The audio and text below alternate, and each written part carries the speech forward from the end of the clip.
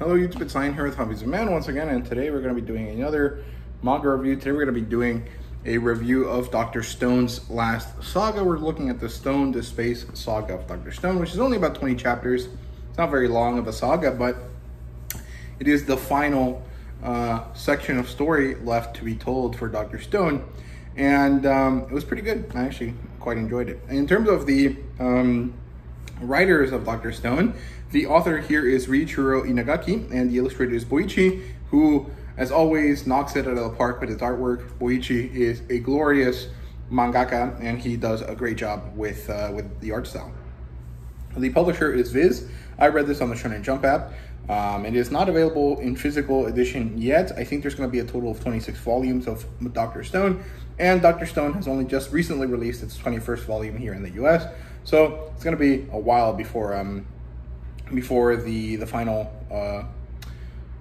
the final volume comes out. So yeah, the demographic is shonen. Of course, it's a Shonen Jump title. Technically speaking, I guess not everything that is available on the Shonen Jump app in the US or in the world, according to the Viz app, is technically a Shonen Jump title. Like, technically, I think Spy Family, Kaiju number 8, and what's the other one?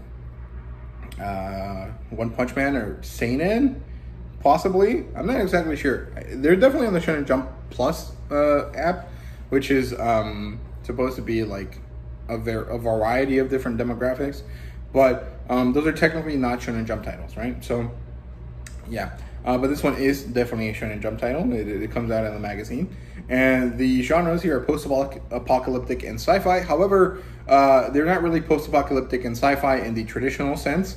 You know, it's not like a fight against aliens. It's not a apocalypse caused by humans being shitty and, you know, blowing up what's it called, atomic bombs or anything like that. And the sci-fi isn't really humans versus aliens.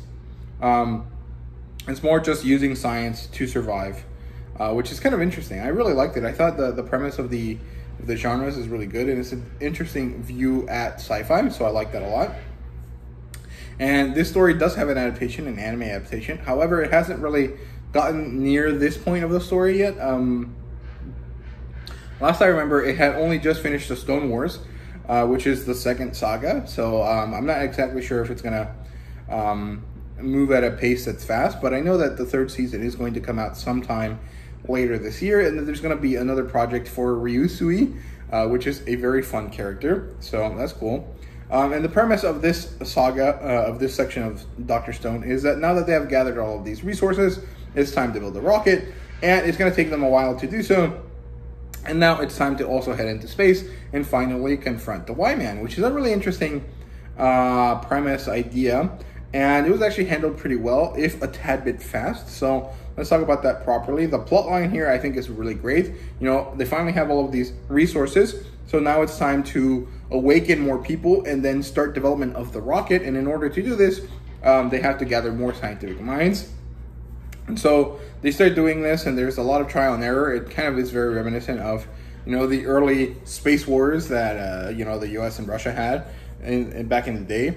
And, you know, there's also an emphasis on preparing the astronauts for the physicality of space travel. However, it doesn't really become that relevant because most of the people are already in really good shape, except for Senku. Even though he has like 12 abs, he's not really in good shape because Boichi just likes to draw him like that. And then, of course, the big epitome of the plot line is the final confrontation with the white man, which was really good. I actually really enjoyed it because it was not what I was expecting. And I'm not really going to spoil that because I think that that is better left for a full Dr. Stone review. However, I thought it was interesting. It was different from what I was expecting, and they worked out really well. Then there's also an epilogue, which kind of ties back into the origin of the Y-Man kind of idea. And it makes it really interesting because now it's like, oh, is there like some sort of, you know, answer to a question that was posed when they confronted the Y-Man? And I thought that was really cool. You know, it's just a very interesting kind of look at like the way humanity really makes its own possible downfalls, and I thought that was really, really good. In terms of characters, mostly all of the same people. You know, Stanley returns in a very similar way to how Hyuga and Tsukasa returned earlier in the series. You know, they turned to stone, and then they're like, oh shit, we need this guy. Let me go awaken him. And it was pretty interesting. I really liked the possible tension that was occurring between them, because, you know, that's how it goes. And it was really interesting. I liked it. And then the White Man revelation, like I said, was unexpected. It is a character in and of itself, and it worked really well. But, I mean, I guess it was not as satisfying as, like, you know, something else that could have happened. So, I don't know. But it was actually really, really well done, because the way that they pose the thought process as to who could have been the White Man kind of leads you to think that it was someone that was part of the Kingdom of Science. But then it's like, oh, no, wait, never mind. And I thought that was really good, because it was like a bit of a, like a oh no moment, but then like, oh, thank God kind of moment. And I really like that. It's really good. And then in terms of world building, it was pretty great. I mean, there wasn't really much world building to be done in general, but the world building that was necessary for the White Man to occur was good enough. And actually, better than good. I actually really liked it. I thought it was really well done. And but overall, the world building is more or less the same throughout the whole story. And, you know, it kind of, like I said, there is this interesting final theory that occurs. And, you know, spoilers for the next minute or so. Now, basically, what happens is that they reveal who the White Man is. But the White Man isn't a person. It's an object. It is an alien, but it's an object. And then at the end of the epilogue, we see this giant version of this object being created. And it's supposedly a time machine, right? And it's not working yet, but it will eventually work. And that led me to question if this time machine is actually the origin of the White Man thing, right? Because when Senku asks them where they're from, they say, we don't know. And then in retaliation, they ask, do humans know where they come from? And the answer is also, I don't know.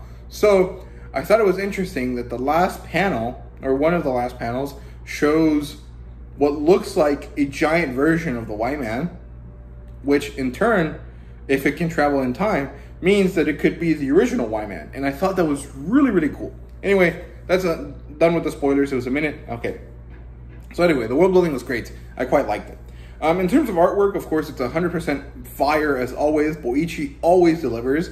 And honestly, you know, sometimes when I'm reading Boichi's work, like Sunken Rock, sometimes he really fucks up the anatomy of characters. You know, sometimes their faces are like way farther away from their neck than they're supposed to be and stuff like that. But I really rarely see that happen in this work of Boichi's. But, you know, it really worked well. And it didn't necessarily carry the story for me, because I think the Dr.Stone story in and of itself is great. However, a big part of my enjoyment from it comes from Boichi's artwork. And so I think that Boichi partnering with Inagaki was a great idea. I hope they work together on more things. However, I do hope that they give Boichi enough time to be able to work on his seinen style, or in his seinen style, more so than the Shonen Jump style, because the Shonen Jump style is great, but it doesn't really feel as badass as Boichi's artwork can be in things like Origin or Sunken Rock. So I really hope that, you know, next time Inagaki and Boichi work together, it's on a monthly title that maybe doesn't have to be very long, but it will allow Boichi to have enough time to create his badass art at the highest level. So yeah, overall, the art was awesome. And in terms of fan service, there's always a little bit of fan service when it comes to Boichi. Of course, all of the female characters tend to be wearing like fur bikinis, and so they're always going to look attractive. And, you know, it really isn't a big deal. So, you know, don't really let that go away or cause you to go away from the story. But it is, you know, there sometimes, so be aware.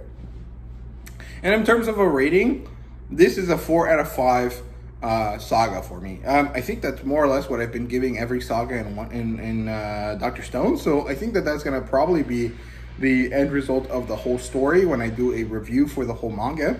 But the only two reasons why it wasn't perfect, like why it wasn't a 5 out of 5, was because I think it happened too quickly. I think that it could have gone on for about 50 chapters instead of the 20 that it gave us. because that would have made a lot of the things that happened feel a lot more impactful, because they built a rocket in the Stone Age. That is insane. That should have been the culmination of the story.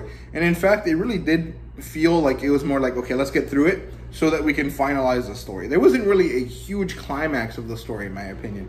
It all kind of maintained this kind of like middle but very exciting level throughout the story.